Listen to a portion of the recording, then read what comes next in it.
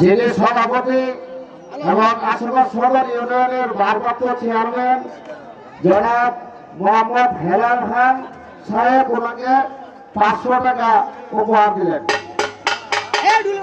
এবং আমাদের আরেকজন আমাদের অতিথি মেহমান নাজমুল ভাই ওনাকে আরো 100 টাকা উপহার দিলেন।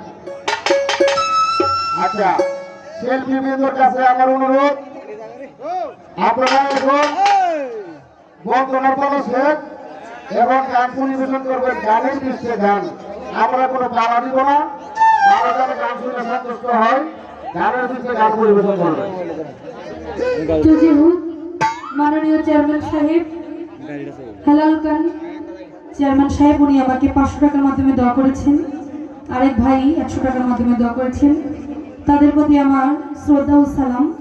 সবার প্রতি সালাম, আসসালামু আলাইকুম। শুরু করেগা, শুরু কর।